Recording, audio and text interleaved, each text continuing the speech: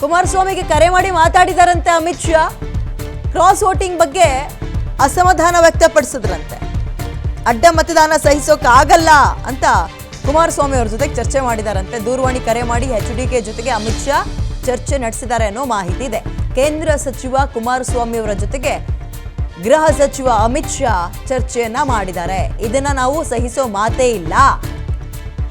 ಯಾರೀ ಅಡ್ಡ ಕೆಲಸವನ್ನ ಮಾಡಿದ್ದಾರೆ, ಅಡ್ಡದಾರಿ ಹಿಡಿದಿದ್ದಾರೆ, ಸೂಕ್ತ ಕ್ರಮ ತಗೊಳ್ತೀವಿ. ಅಗೇನ್ ಸಂಪರ್ಕಕ್ಕೆ ನನ್ನ ಕಲೀಗ ಧ್ರುವ ಸಿಕ್ಕಿದ್ದಾರೆ. ಧ್ರುವ, ಮೈತ್ರಿ ದ್ರೋಹದ ಬಗ್ಗೆ ಇಬ್ಬರ ನಡುವೆ ಚರ್ಚೆ ಆಯ್ತಾ?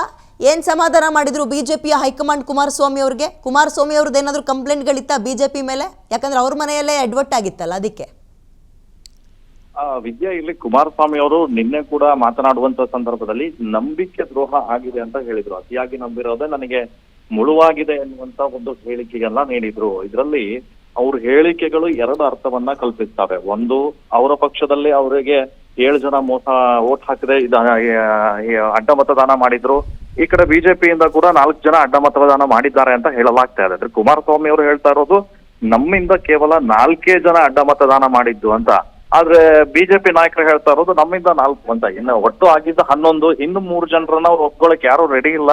ಹೀಗಾಗಿ ಮೈತ್ರಿ ನಾಯಕರ ನಡುವೆ ಒಂಚೂರು ಭಿನ್ನಾಭಿಪ್ರಾಯ ಶುರುವಾಗಿತ್ತ ಎನ್ನುವಂತಹ ಪ್ರಶ್ನೆಗಳು ನಡೀತಾ ಇರುವಂತಹ ವೇಳೆಯಲ್ಲಿ ಹೈಕಮಾಂಡ್ ನಾಯಕರು ಕುಮಾರಸ್ವಾಮಿ ಅವರ ಬಳಿ ಮಾತನಾಡಿದ್ದಾರಂತೆ. ಅಮಿತ್ ಶಾ ಅವರು ನೇರವಾಗಿ ಕರೆ ಮಾಡಿ ಇಲ್ಲಿಯ ಬೆಳವಣಿಗೆಗಳ ಬಗ್ಗೆ ಅಪ್ಡೇಟ್ ಅನ್ನ ಕೂಡ ಪಡ್ಕೊಂಡಿದ್ದಾರೆ. ಏನಾಯ್ತು ಇಲ್ಲಿ, ರಾಜ್ಯ ನಾಯಕರ ನಡುವೆ ಯಾವ ರೀತಿ ಸಮನ್ವಯತೆ ಕೊರತೆ ಇದೆ, ಅವೆಲ್ಲವನ್ನ ಸಮಗ್ರವಾಗಿ ಪಡ್ಕೊಂಡು ಅವ್ರ ಜೊತೆ ಮಾತುಕತೆಯನ್ನ ನಡೆಸಿದ್ದಾರೆ. ಆನಂತರ ಕುಮಾರಸ್ವಾಮಿ ಅವರು ಈಗ ಹೇಳ್ತಾ ಇರುವಂತದ್ದು, ಈಗ ಆಗೋಯ್ತು, ಏನು ಮಾಡೋಕ್ಕಾಗಲ್ಲ, ಈಗ ಮುಂದೆ ನಮ್ಮ ಶಾಸಕರಿಗೆ ಟಿಕೆಟ್ ಕೊಡೋದು ನಾವೇ, ಅವರಿಗೆ ನಾನು ಸರಿಯಾದ ಆಕ್ಷನ್ ತಗೊಳ್ತೀನಿ, ಮುಂದೆ ಟಿಕೆಟ್ ಅನ್ನ ನೀಡೋದಿಲ್ಲ ಅಂತ ಹೇಳಿದ್ರು. ಅಲ್ಲದೆ DK ಶಿವಕುಮಾರ್ ಅವರು ಅವರಿಗೆ ಸುಮಾರು ಒಂದು 50 ರಿಂದ 100 ಕೋಟಿ ಅನುದಾನದ ಆಮಿಷ ಒಡ್ಡಿ ಮತವನ್ನ ಹಾಕಿಕೊಂಡಿದ್ದಾರೆ ಅನ್ನುವಂತ ಒಂದು ಆರೋಪವನ್ನ ಕೂಡ ಕುಮಾರಸ್ವಾಮಿ ಅವರು ಮಾಡಿದ್ರು. ಆದ್ರೆ ಕುಮಾರಸ್ವಾಮಿ ಇಲ್ಲಿ ಹೇಳ್ತಾ ಇರುವಂತದ್ದು ಮೈತ್ರಿ ನಡುವೆ ಯಾವುದೇ ಭಿನ್ನಾಭಿಪ್ರಾಯ ಇಲ್ಲ ಅಂತ ಈಗ ಮೇಲ್ನೋಟಕ್ಕೆ ಮಾಧ್ಯಮಗಳ ಮುಂದೆ ಹೇಳಿಕೆಯನ್ನ ನೀಡ್ತಾ ಇದ್ದಾರೆ.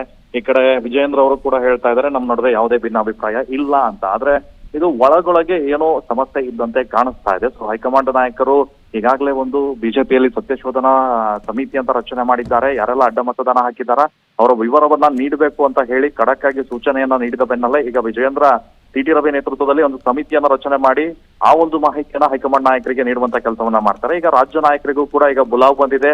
ಮುಂದಿನ ಹಂತದಲ್ಲಿ ಹೈಕಮಾಂಡ್ ನಾಯಕರು ಯಾವ ಆಕ್ಷನ್ ತೆಗೆದುಕೊಳ್ತಾರೆ ಅನ್ನುವಂಥದ್ದು ಕುತೂಹಲ ಮೂಡ್ತಿರುವಂತದ್ದು. Thank you ಡೀಟೇಲ್ಸ್ಗೆ.